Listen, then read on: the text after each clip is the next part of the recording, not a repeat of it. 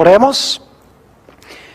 Nuestro Padre y nuestro Dios, te damos gracias por el gran privilegio que nos concedes de venir a este lugar y con libertad abrir tu santa palabra para escuchar tu voz.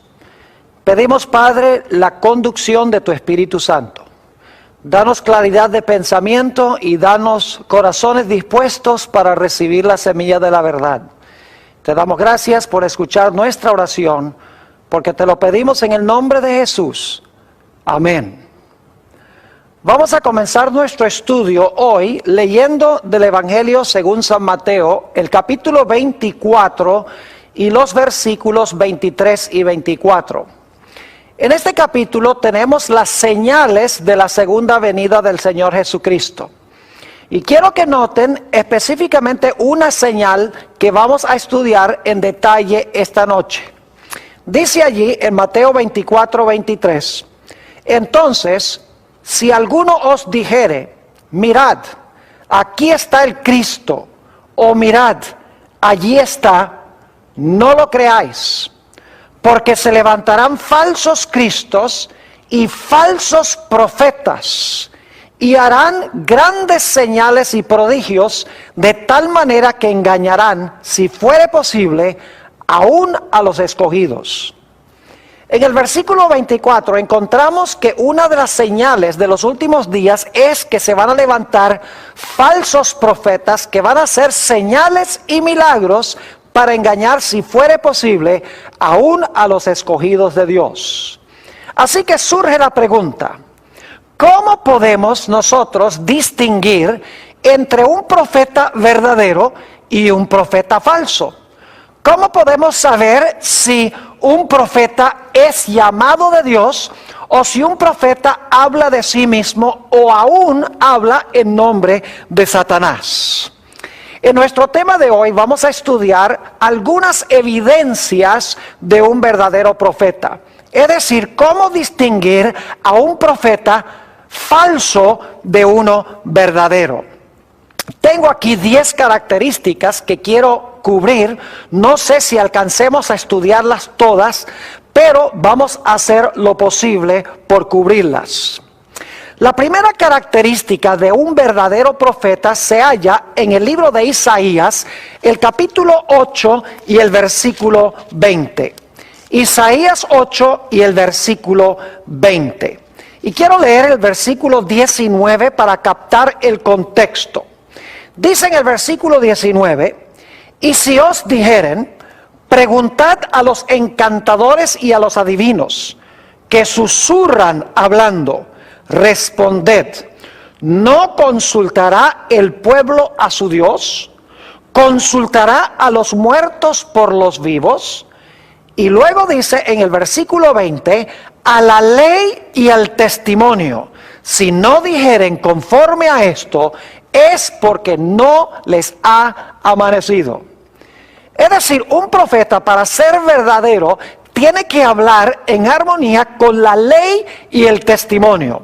Ahora necesito explicarles el significado de la palabra ley y de la palabra testimonio. La palabra ley aquí se refiere a los escritos de Moisés, los 5 libros de Moisés. Mientras que la palabra testimonio se refiere a los escritos de los profetas, como por ejemplo Isaías, que está escribiendo aquí. Ya hemos estudiado que el testimonio de Jesucristo es el espíritu de profecía. Lo que está diciendo Isaías es que un profeta tiene que hablar en armonía con los escritos de Moisés y con los escritos proféticos que existían hasta ese momento. Claro, nosotros tenemos a otros profetas después de Isaías y tenemos también el Nuevo Testamento. Pero en los días de Isaías, él estaba diciendo que un profeta tiene que hablar en armonía con los escritos de Moisés y con los escritos de los profetas que habían profetizado hasta ese momento. Quiero que noten también conmigo Primera de Corintios, el capítulo 14 y los versículos 32 y 33. Primera de Corintios, el capítulo 14 y el versículo 32 y 33. Y vamos a leer nada más el 32 por ahorrar un poco de tiempo. Dice aquí en el versículo 32, y los espíritus de los profetas están sujetos a los profetas. Es decir, un profeta, para ser verdadero, tiene que hablar en armonía con lo que escribieron y enseñaron otros profetas. Eso es lo que quiere decir aquí: los espíritus de los profetas están sujetos a los profetas que escribieron anteriormente. Quiero leer un pasaje más que está relacionado con el pasaje con que comenzamos nuestro estudio de hoy. Deuteronomio, el capítulo 13 y los versículos 1 hasta el versículo 5. Mis queridos amigos, si un profeta se levanta hoy en día y hace señales y prodigios, pero enseña que no necesitamos guardar la santa ley de Dios, o no debemos obedecer todo lo que se encuentra en la palabra de Dios, podemos estar seguros de que esa persona es un falso profeta. Noten Deuteronomio 13, 1 al 5, a donde Moisés da las pautas para distinguir a un profeta falso de uno verdadero. Dice aquí: cuando se levantare en medio de ti profeta o soñador de sueños, y te anunciare señal o prodigios, y si se cumpliere la señal o prodigio que él te anunció, diciendo: vamos en pos de dioses ajenos que no conociste, y sirvámosles, no darás oído a las palabras de tal profeta, ni al tal soñador de sueños, porque Jehová vuestro Dios os está probando, para saber si amáis a Jehová vuestro Dios con todo vuestro corazón y con toda vuestra alma. En pos de Jehová vuestro Dios andaréis, a él temeréis, guardaréis sus mandamientos y escucharéis su voz. A él serviréis y a él seguiréis. Tal profeta o soñador de sueños ha de ser muerto, por cuanto aconsejó rebelión contra Jehová vuestro Dios, que te sacó de tierra de Egipto y te rescató de casa de servidumbre, y trató de apartarte del camino por el cual Jehová tu Dios te mandó que anduvieses, y así quitarás el mal de en medio de ti. Un verdadero profeta, en otras palabras, va a enseñar que la gente debe andar en los caminos de Dios, deben temer a Dios, guardar los mandamientos de Dios, escuchar la voz de Dios, servirle y seguirle. Es decir, que un verdadero profeta enseñará al pueblo a obedecer todo lo que está escrito en la santa palabra de Dios. Así que la primera prueba de un verdadero profeta es examinar sus enseñanzas y sus escritos para ver si lo que enseñan está en armonía con lo que han escrito otros profetas anteriores a la ley y el testimonio. Si no hablaren conforme a esto, es porque no les ha amanecido, es decir, no tienen luz. La segunda característica de un verdadero profeta la hallamos en el Evangelio según San Mateo, el capítulo 7, y voy a leer los versículos 15 hasta el versículo 20. San Mateo, el capítulo 7 y el versículo 15. Dice allí: guardaos de los falsos profetas, que vienen a vosotros vestidos de ovejas, pero por dentro son lobos rapaces. Es decir, los falsos profetas vienen disfrazados como verdaderos profetas. ¿Cómo podemos entonces distinguir a uno verdadero de uno falso? Dice en el versículo 16: por sus frutos los conoceréis. ¿Acaso se recogen uvas de los espinos o higos de los abrojos? Así todo buen árbol da buenos frutos, pero el árbol malo da frutos malos. No puede el buen árbol dar malos frutos, ni el árbol malo dar frutos buenos. Todo árbol que no da buen fruto es cortado y echado en el fuego. Así que por sus frutos los conoceréis. Ahora, cuando la Biblia habla de frutos, está hablando del fruto del Espíritu Santo. La palabra fruto o frutos se refiere a las diferentes cualidades de Cristo que el Espíritu Santo implanta en el corazón. Ahora, ¿cuáles son algunas de estas características que debe tener un verdadero profeta si es que tiene el fruto del Espíritu? Note lo que dice en Gálatas, el capítulo 5 y el versículo 22. Gálatas 5 y el versículo 22 describe el fruto que debe tener un verdadero profeta. Dice allí, nuevamente, Gálatas 5 y el versículo 22, esto: mas el fruto del Espíritu es amor, gozo, paz, paciencia, benignidad, bondad, fe, mansedumbre, templanza. Contra tales cosas no hay ley. Pero los que son de Cristo han crucificado la carne con sus pasiones y deseos. Si vivimos por el Espíritu, andemos también por el Espíritu. No nos hagamos vanagloriosos, irritándonos unos a otros, envidiándonos unos a otros. Es decir, un verdadero profeta manifestará en su vida mansedumbre, templanza, gozo, paz, paciencia, amor, benignidad, bondad, fe y todas las cualidades hermosas que tenía Cristo cuando caminó sobre esta tierra. Noten también lo que dice en el Evangelio según San Juan, el capítulo 15 y el versículo 8, sobre el hecho de que los discípulos o seguidores de Jesús, especialmente los profetas, deben producir el fruto del Espíritu de Dios. Dice Jesús allí: en esto es glorificado mi Padre, en que llevéis mucho fruto y seáis así mis discípulos. La segunda característica entonces es que un verdadero profeta debe manifestar en su carácter el Espíritu de Cristo. Todas estas cualidades hermosas del carácter de Jesús. Un profeta que no manifieste estas cualidades, podemos estar seguros de que no es un verdadero profeta, sino que es un falso profeta. Vamos a nuestra tercera característica que distingue a un profeta verdadero de un profeta falso. Vamos en nuestras Biblias a 1 de San Juan, el capítulo 4 y el versículo 1 al 3.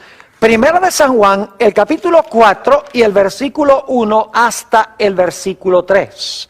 Dice allí, en el versículo 1, amados, no creáis a todo espíritu, sino probad los espíritus si son de Dios, porque muchos falsos profetas han salido por el mundo. Fíjense que debemos examinar cuidadosamente los espíritus para ver si son de Dios, porque hay muchos falsos profetas que han salido por el mundo.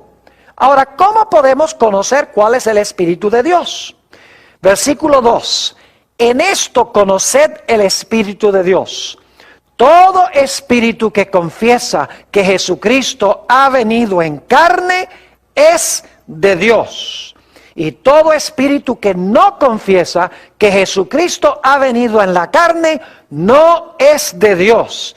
Y este es el espíritu del anticristo, el cual vosotros habéis oído que viene y que ahora ya está en el mundo. Un verdadero profeta entonces confesará que Jesucristo vino en carne.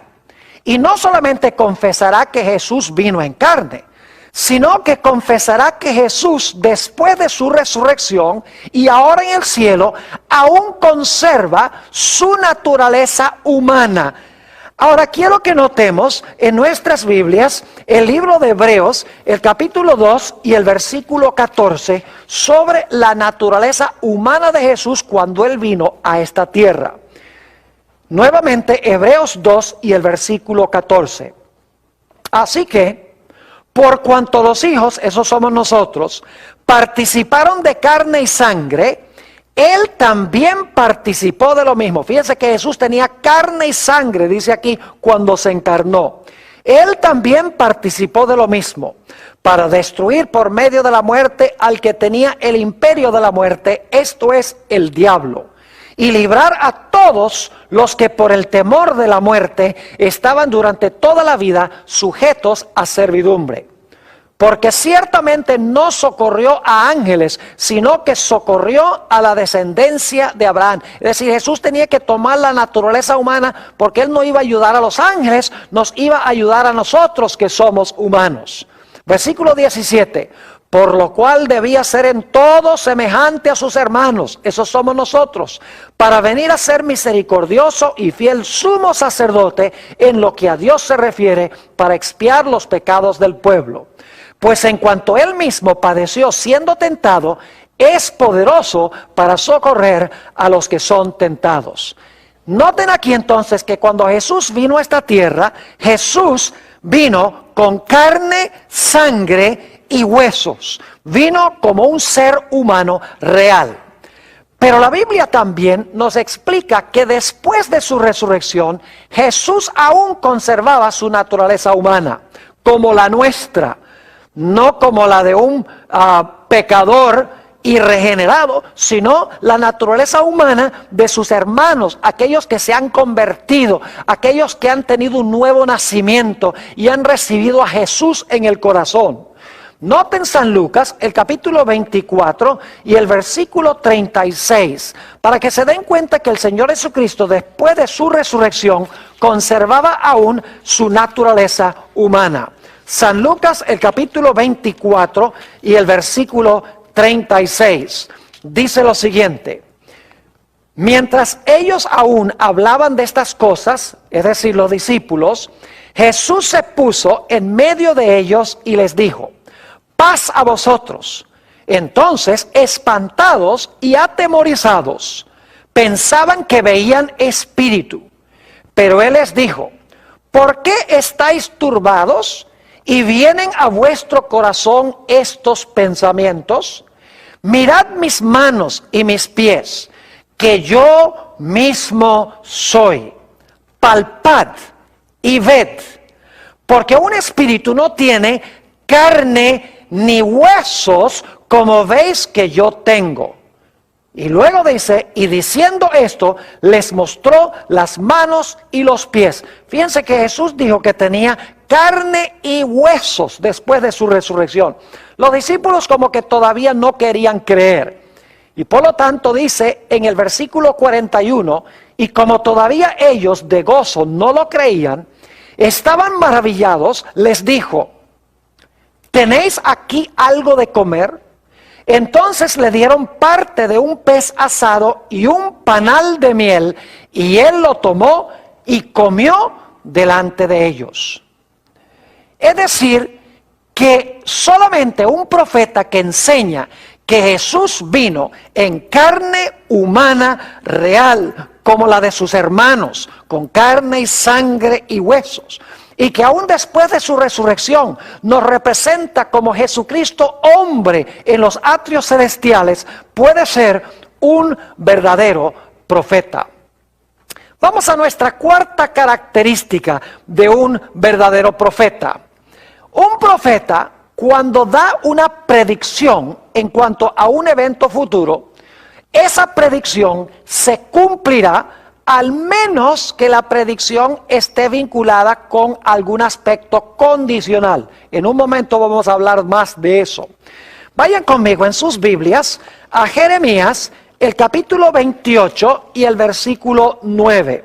Jeremías, el capítulo 28 y el versículo 9 nos presenta esta característica. Dice aquí: el profeta que profetiza de paz, cuando se cumpla la palabra del profeta, será conocido como el profeta que Jehová en verdad envió. ¿Qué es lo que dice el texto? Que el profeta que profetiza paz y se cumple la palabra del profeta, entonces la gente puede saber que en verdad Jehová envió a ese profeta. Vayan conmigo también a Deuteronomio, el capítulo 18 y el versículo 22. Deuteronomio, el capítulo 18 y el versículo 22. Y vamos a leer el versículo 21 para captar el contexto. Dice allí lo siguiente: y si dijeres en tu corazón, ¿cómo conoceremos la palabra que Jehová no ha hablado? ¿Cómo podemos saber si un profeta cuando habla, Dios no lo envió para hablar en su nombre? Versículo 22. Si el profeta hablare en nombre de Jehová y no se cumpliere lo que dijo, ni aconteciere, es palabra que Jehová no ha hablado. Con presunción la habló el tal profeta, no tengas temor de él. Es decir, cuando un profeta se levanta y profetiza algo en nombre de Jehová, y lo que profetizó no se cumplió, podemos saber que es un falso profeta.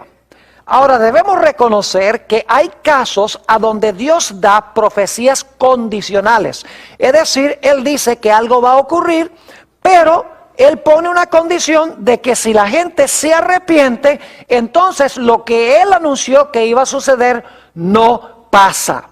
Tenemos un ejemplo clásico de esto en el libro de Jonás. Dios había dicho que Él iba a destruir la ciudad de Nínive en 40 días. Y la Biblia nos dice que Jonás proclamó este mensaje por todas las calles de la ciudad de Nínive. Después de 40 días, la Biblia nos dice que Dios se arrepintió de destruir la ciudad de Nínive y en lugar de destruirla, la salvó. Y claro, Jonás tenía miedo de que la gente pensara que él era un falso profeta. Pero encontramos que claramente Dios dice, miren, la razón por la cual yo cambié mi acción para con Nínive es porque como ellos cambiaron o ellos se arrepintieron, entonces yo también me arrepentí basado en el arrepentimiento de ellos y no les envié la destrucción anunciada.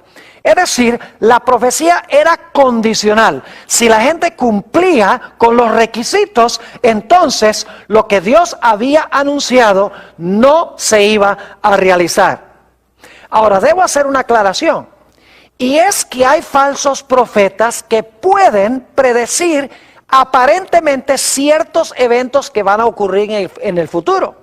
Por ejemplo, estudiamos en otra serie de temas que he presentado la experiencia de la pitonisa de Endor.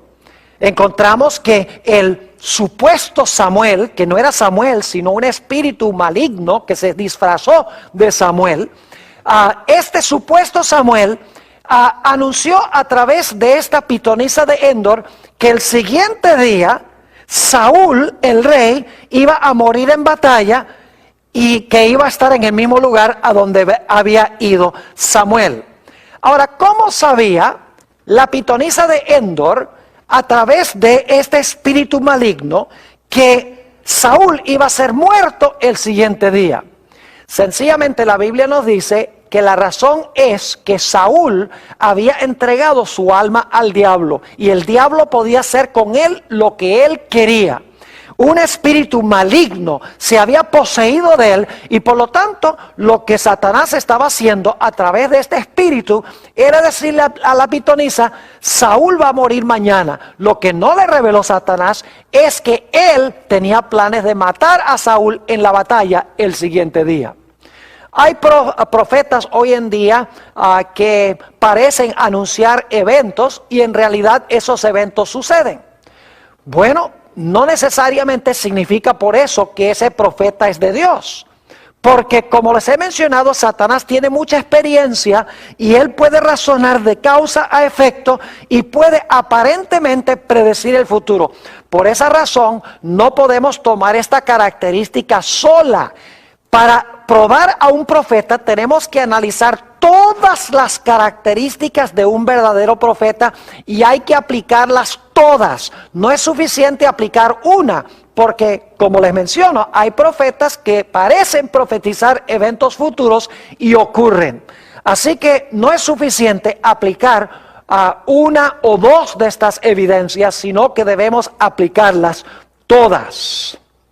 Ahora, quiero que notemos nuestra quinta característica de un verdadero profeta.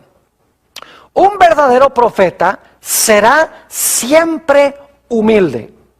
Un verdadero profeta nunca es arrogante. Un verdadero profeta nunca es autosuficiente. Un verdadero profeta nunca quiere que la gente lo mire a él y lo exalte a él. Es decir, un verdadero profeta no se viste con trajes lujosos y anda con automóviles super caros y viven en un palacio. En realidad, no hay profeta en la Biblia que haya cabido con esas características arrogantes y autosuficientes de muchos de los profetas que existen en el mundo hoy. Tal vez un buen ejemplo de un profeta que manifestó gran humildad lo encontramos en el caso de Juan el Bautista. Note lo que dice en el Evangelio según San Juan, el capítulo 1, San Juan el capítulo 1, y voy a leer los versículos 8 y 9. San Juan 1, 8 y 9. Está hablando aquí de Juan y dice, no era él la luz, sino para que diese testimonio de la luz. Aquella luz verdadera que alumbra a todo hombre venía a este mundo. Es decir, un verdadero profeta se esconderá detrás de Jesús, detrás del hombre del Calvario, y dirá, es necesario que Jesús crezca y es necesario que yo disminuya. Note lo que dice también en los versículos 26 hasta el versículo 29. Juan les respondió diciendo, yo bautizo con agua, mas en medio de vosotros está uno a quien vosotros no conocéis. Este es el que viene después de mí, el que es antes de mí, del cual yo no soy digno de desatar la correa de su calzado. Estas cosas sucedieron en Betabara, el otro lado del Jordán, donde Juan estaba bautizando. El siguiente día vio Juan a Jesús que venía a él y dijo, he aquí el Cordero de Dios que quita el pecado del mundo. Y en realidad Juan el Bautista luego dice, es necesario que él crezca y que yo disminuya. Yo no tengo ni siquiera la dignidad para amarrar las trenzas o los cordones de sus sandalias. Es decir, un verdadero profeta es un individuo que será humilde. ¿Cuán diferente de los profetas, de los tales llamados, digamos, profetas de hoy en día? Que andan en carros lujosos, viven en casas súper caras, que tienen mucho dinero, visten con trajes de $1,000, $2,000, están llenos de dinero, ostentan su grandeza y su autosuficiencia. Esa es una gran señal de un falso profeta. Vamos ahora a la característica número 6. Es una característica muy importante. Un verdadero profeta siempre desenmascarará y siempre reprenderá el pecado, sin temer en absoluto las consecuencias que le puedan venir. Saben ustedes, hoy en día los profetas hablan muy poco en cuanto al pecado. Los tales llamados profetas hablan muy poco en cuanto al pecado. Hoy se ha proliferado la idea del evangelio de la prosperidad. Es decir, la idea de que si tú donas dinero a cierto ministerio, si tú siembras esa semilla de dinero en cierto ministerio, entonces tú vas a prosperar, te vas a volver rico, te va a ir bien en todo, vas a tener paz y vas a tener abundancia. En realidad este evangelio no es un verdadero evangelio, pero a las muchedumbres les encanta oír eso porque quieren tener paz y quieren tener prosperidad sin la necesidad de arrepentirse del pecado. Pero en la Biblia, los verdaderos profetas siempre desenmascararon el pecado, siempre reprendieron directamente el pecado.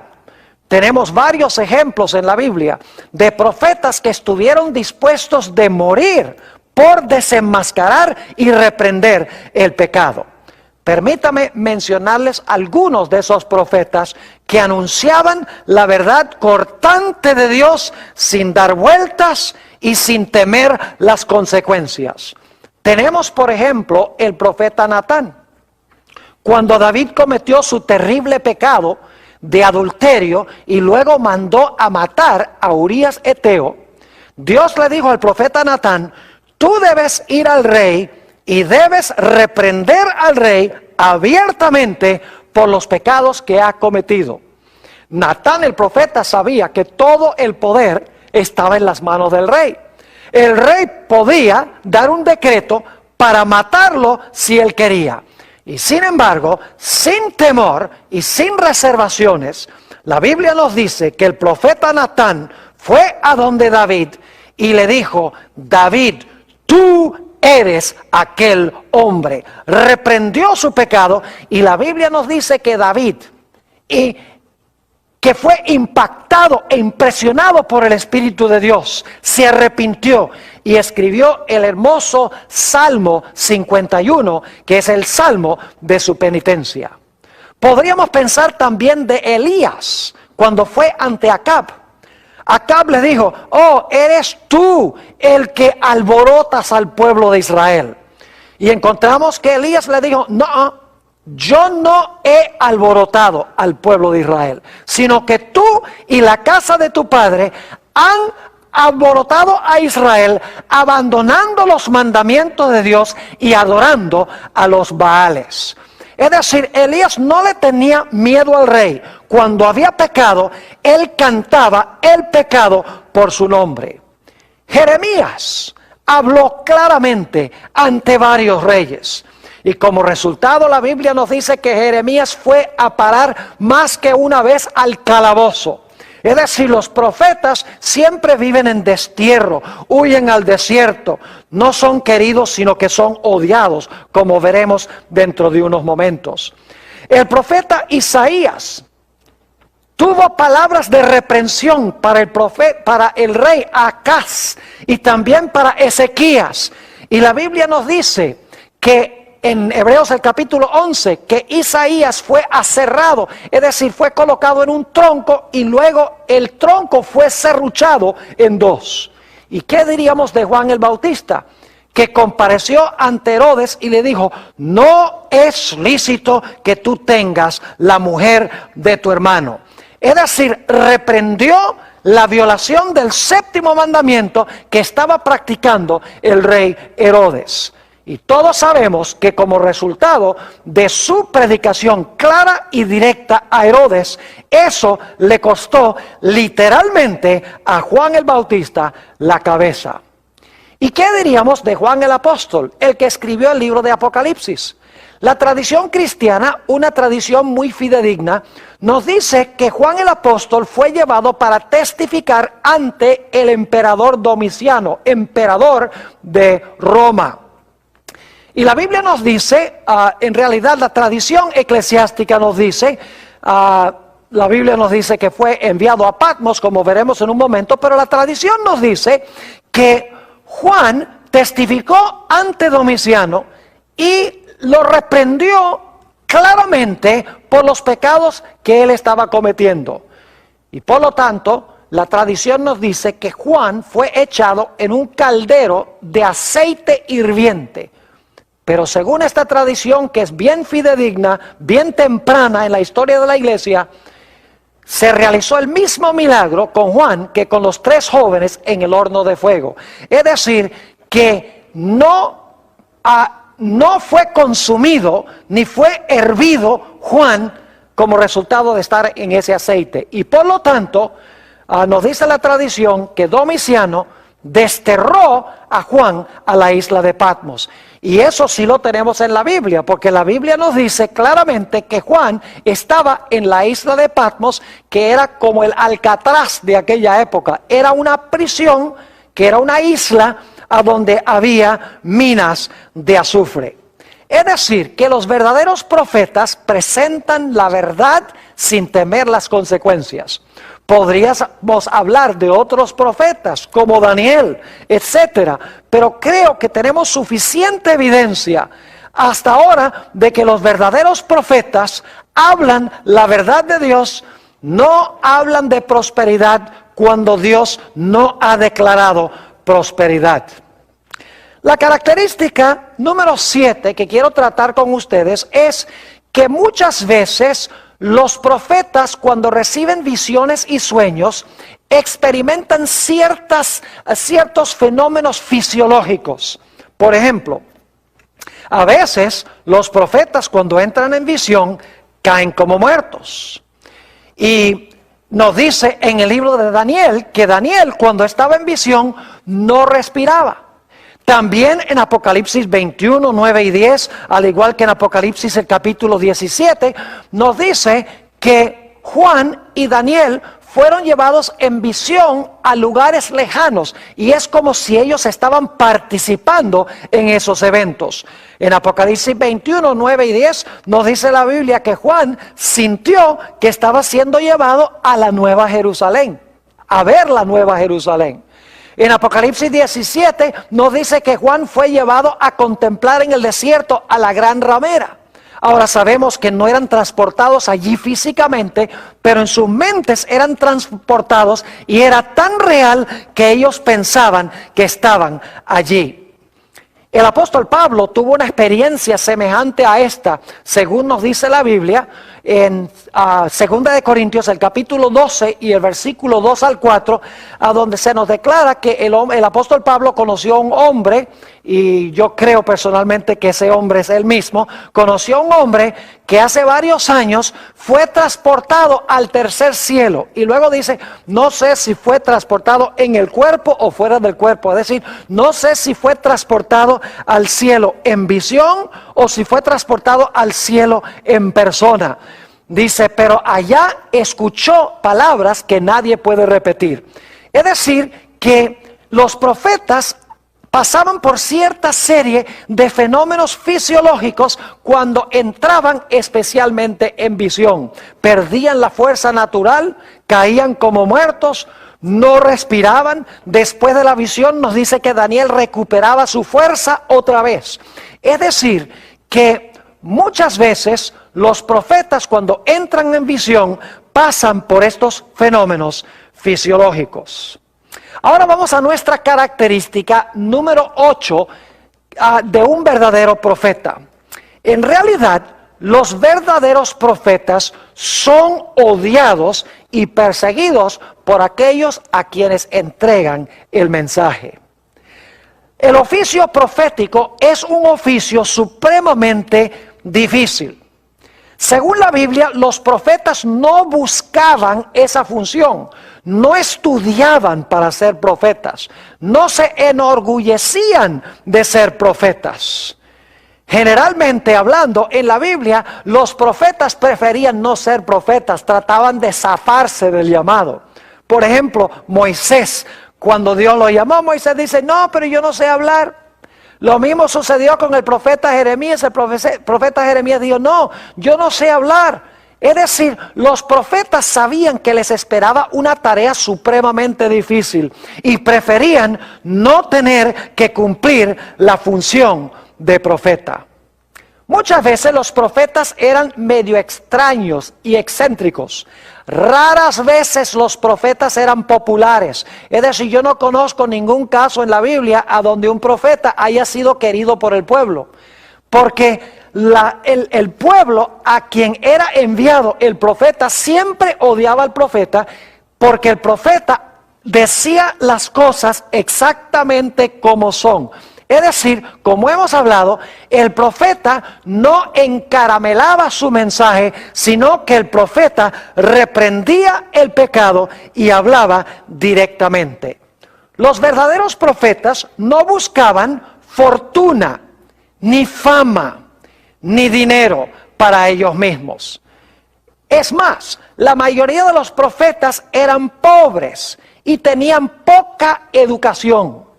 Y yo creo que una de las razones por las cuales Dios escogió profetas con poca educación es que la gente que tiene mucha educación le encanta mostrar su sabiduría y de esa manera se interponen entre Dios y el pueblo, y en vez de dar el mensaje de Dios, imparten un mensaje que viene de su propia sabiduría. Por eso Dios escogió lo más débil de los débiles para impartir su mensaje, porque una persona sin educación, una persona sencilla y humilde, podía ser usada fácilmente en las manos de Dios. Ahora queremos ir a nuestra característica número 9 de un verdadero profeta. Los verdaderos profetas nunca usarán métodos prohibidos para descubrir el mensaje de Dios. Vayan conmigo en sus Biblias a Deuteronomio, el capítulo 18 y los versículos 9 al 12. Deuteronomio, el capítulo 18 y los versículos 9 hasta el versículo 12. Aquí se dan métodos prohibidos por Dios, métodos que Dios no usa para impartir su mensaje. Y un verdadero profeta nunca usará esta metodología para transmitir el mensaje de Dios. Deuteronomio, el capítulo 18 y el versículo 9 dice esto: Cuando entres a la tierra que Jehová tu Dios te da, no aprenderás a hacer según las abominaciones de aquellas naciones. Fíjense que aquellas naciones que Dios mandó a expulsar de Canaán cometían ciertas abominaciones. ¿Cuáles eran algunas de esas abominaciones? Versículo 10.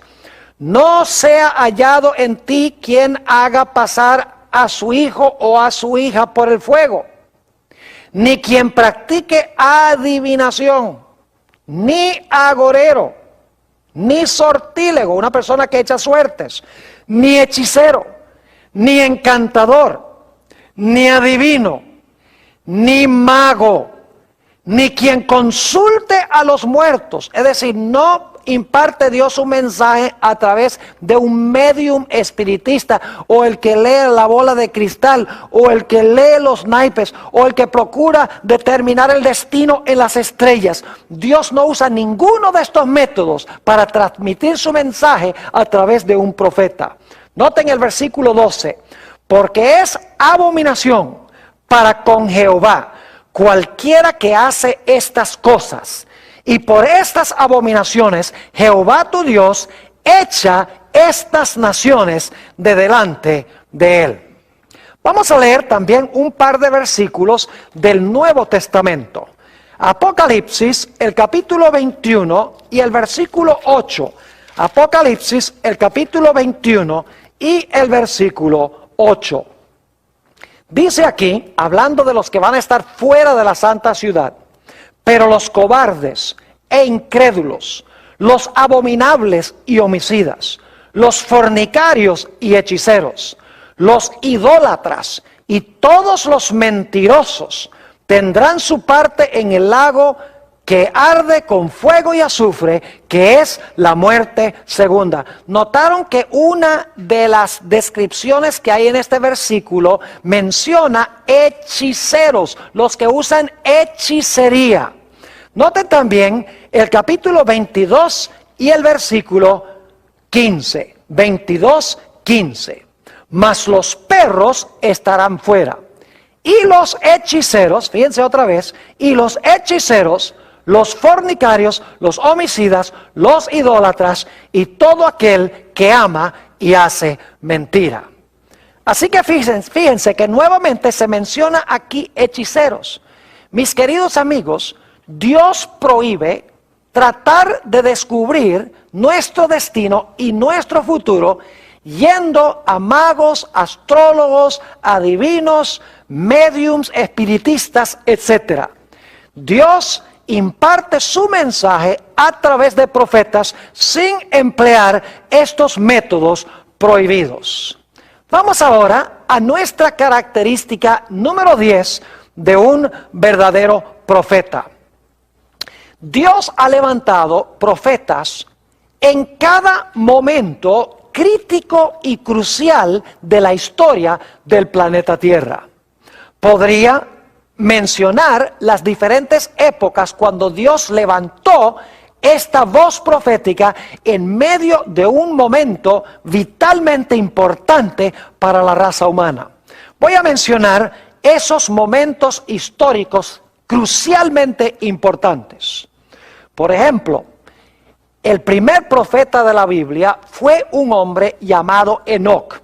En Judas 14 y 15 nos dice que Enoc profetizó, era el séptimo desde Adán y profetizó. Es decir, Enoc fue profeta. La Biblia nos dice que caminó con Dios y Dios se lo llevó al cielo de entre los vivos. La Biblia nos dice que cuando Dios estaba a punto de mandar un diluvio universal, ciertamente un evento crucial en la historia del planeta Tierra, Dios levantó a un profeta para advertirle al mundo en cuanto a lo que iba a pasar, para que se arrepintieran de su pecado. Ese profeta fue Noé. Cuando Dios iba a dar inicio a la nación judía, Dios llamó a otro profeta, el profeta Abraham. Y sí, la Biblia nos dice en Génesis 15 y el versículo 13 al 15 que Abraham fue un profeta. Es más, el Señor Jesucristo en San Juan 8:56 declaró que Abraham vio mi día y se gozó. Es decir, que Abraham, cuando Dios iba a establecer a la nación de Israel, levantó a un profeta. ¿Qué diríamos cuando Dios iba a librar a su pueblo de Egipto? La Biblia nos dice que otra vez en este momento crucial de la historia, Dios levantó a otro profeta. Su nombre era Moisés. Y Dios a través de Moisés sacó al pueblo de Israel de Egipto y los llevó a la tierra de Canaán. En la época de los reyes, Dios levantó a otro profeta, a David, quien escribió muchas profecías, por ejemplo, en los Salmos.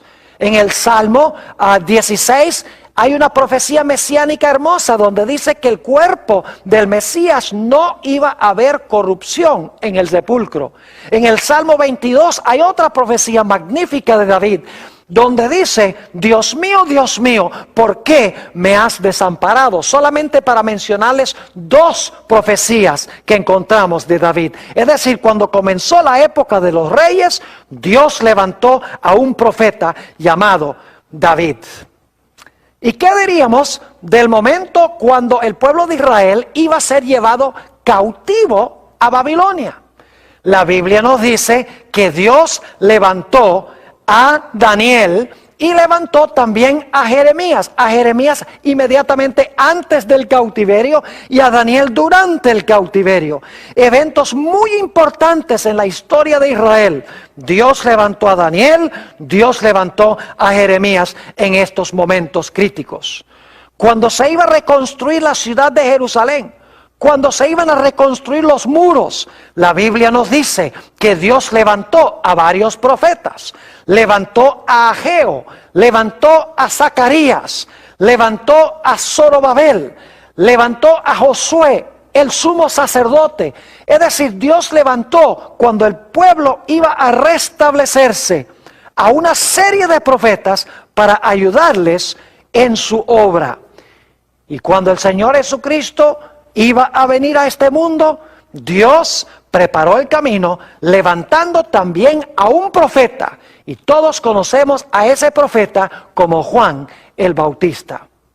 Ahora yo pregunto, ¿creen ustedes que si estamos viviendo en los últimos días, que Dios cerca del final de la historia también va a levantar la voz profética? ¿O será que Dios al final de la historia no va a levantar ningún profeta? Mis queridos amigos, en cada momento crucial de la historia del planeta Tierra, Dios ha levantado un profeta para iluminar a su pueblo de Dios, a su pueblo, para mostrarles la verdad en cuanto a lo que iba a ocurrir. ¿Hemos de esperar que Dios haga menos que esto en los últimos días? La iglesia adventista cree que Dios ha levantado en estos últimos días un profeta dentro de la iglesia. En este momento está muerta, es una profetisa, se llama Elena G. de White. Ella escribió muchos libros sobre muchos diferentes temas. El propósito por el cual Dios la levantó es para preparar a un pueblo en todas las dimensiones para la segunda venida de Jesús. Ella habla de educación, ella habla de la obra médica, ella habla de finanzas, ella habla sobre profecías, eventos del fin. Habla de todas las dimensiones de la vida cristiana y cómo podemos nosotros complacer a Dios y preparar un carácter donde podamos decir, he aquí, este es nuestro Dios, le hemos esperado y Él nos salvará. Ahora, algunas personas dicen, bueno, Pastor Bohr, pero el asunto es que Elena G. de White fue una mujer. ¿Acaso una mujer puede ser profeta según la Biblia? Claro que sí. Déjeme mencionarles los nombres de varias mujeres que fueron profetas de Dios. Tenemos a María, la hermana de Moisés. Tenemos a Débora, que fue profetisa y además de eso fue juez. Tenemos a Hulda, la profeta, que se levantó en los días del rey Josías para guiarlo en su gran reforma que trajo al pueblo de Israel. Tenemos otros profetas menos conocidos, como Ido, por ejemplo. Tenemos las 4 hermanas de Felipe. Tenemos a Ana también. Es decir, en la Biblia hay muchas mujeres que fueron profetisas usadas por Dios. Así que el hecho de que Elena G. de White haya sido una mujer no tiene ninguna trascendencia. Pero alguno dirá, Pastor Bohr, ¿será que hubo profetas cuyos escritos no formaron parte de la Sagrada Escritura? Porque la señora White escribió muchos libros, pero ninguno de sus libros es parte de la Biblia. ¿Será que había otros profetas que hablaron en nombre del Señor y que sus libros o sus escritos no fueron incluidos en la Sagrada Escritura? Claro que sí. La Biblia menciona a varios de estos. Por ejemplo, Natán fue profeta. No hay ningún libro de la Biblia que tenga el nombre de Natán. Elías fue un gran profeta. No hay ningún libro en la Biblia que tenga el nombre de Elías. Eliseo fue un profeta muy importante. Tampoco hay un libro en la Biblia que lleve el nombre de Eliseo. Tenemos también a Juan el Bautista, que Jesús dijo era el mayor de todos los profetas. Y sin embargo, no hay ningún libro en la Biblia que lleve el nombre de Juan el Bautista. Podríamos seguir mencionando a Abraham y otros cuyos nombres se mencionan en la Biblia, pero que nunca escribieron un libro que es parte del canon bíblico. Es decir, para que un profeta sea verdadero, no es necesario que haya escrito un libro que se encuentra en la Sagrada Escritura. Quiero concluir leyendo un versículo que encontramos en el libro de los Proverbios, el capítulo 29 y el versículo 18. Proverbios, el capítulo 29 y el versículo 18. Aquí dice lo siguiente: donde no hay visión, el pueblo se disipa. Donde no hay visión, el pueblo ¿qué? El pueblo se disipa. Y debo decirles que en la versión del 60 se traduce un poquito diferente. Dice, sin profecía, el pueblo se desenfrena. En realidad la palabra hebrea significa se escurre, se desparrama, se desune. Es decir, donde no hay visión, el pueblo se desparrama o se desune. Pero luego dice en la última parte del versículo, mas el que guarda la ley es bienaventurado. Fíjense que la visión que Dios da al profeta tiene que ver con la obediencia a la santa ley de Dios. Porque dice, si no hay profecía, el pueblo se escurre o se desune. Pero luego dice, más, es decir, pero el que guarda la ley es bienaventurado. En el libro de Segunda de Crónicas, el capítulo 20, tenemos un texto con el cual yo quiero terminar nuestro estudio de hoy. Segunda de Crónicas, el capítulo 20, y quiero leer el versículo 20, nuestro último texto. Dice allí, en Segunda de Crónicas 20:20, había un grupo de naciones, 3 de ellas que estaban viniendo contra el pueblo de Israel para destruirlo. Y Dios le dio una palabra de ánimo al pueblo, y noten lo que Dios les dijo en el versículo 20. Y cuando se levantaron por la mañana, salieron al desierto de Tecoa. Y mientras ellos salían, Josafat, estando en pie, dijo: oídme, Judá y moradores de Jerusalén, creed en Jehová vuestro Dios y estaréis seguros. Y ahora escuchen bien: creed a sus profetas y seréis prosperados. Fíjense que Dios dice: cree mis profetas y seréis prosperados. Mis queridos amigos, Dios nos ha dado pautas claras en su palabra para distinguir un profeta verdadero de un profeta falso. Porque Dios quiere levantar profetas en la iglesia que guíen al pueblo de Dios, que unan al pueblo de Dios, que desenmascaren el pecado para que el pueblo se arrepienta, para que forme un carácter en armonía con el carácter de Jesús, de tal manera que cuando Jesús venga, su pueblo estará listo y preparado. Así pasó con Juan el Bautista. Dios lo llamó para aparejar a un pueblo para la primera venida. Así Dios, en estos últimos días, también ha levantado un profeta en la iglesia remanente para preparar a un pueblo para la segunda venida del Señor Jesús.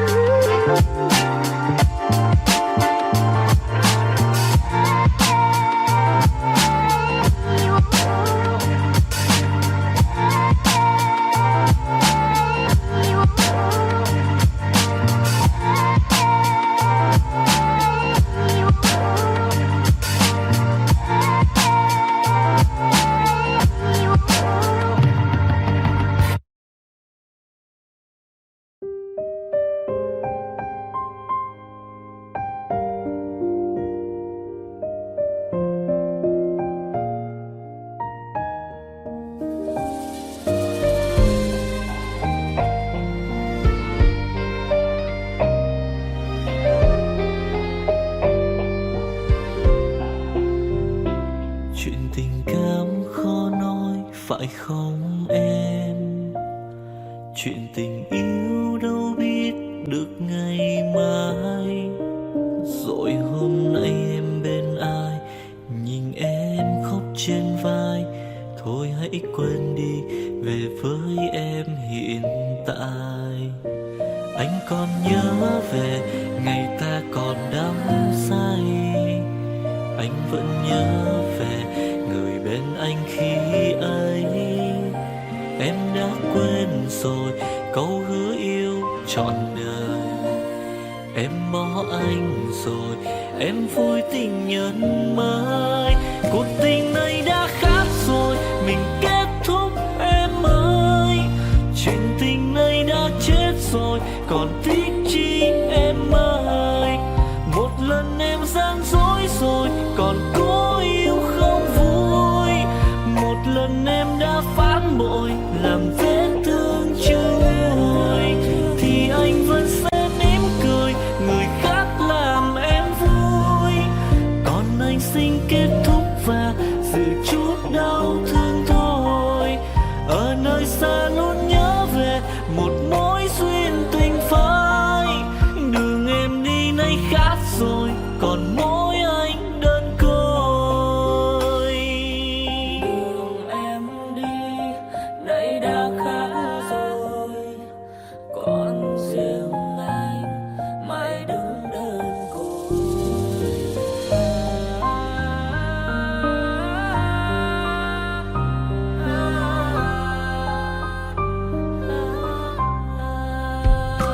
Anh còn nhớ về ngày ta còn đắm say. Anh vẫn nhớ về người bên anh khi ấy.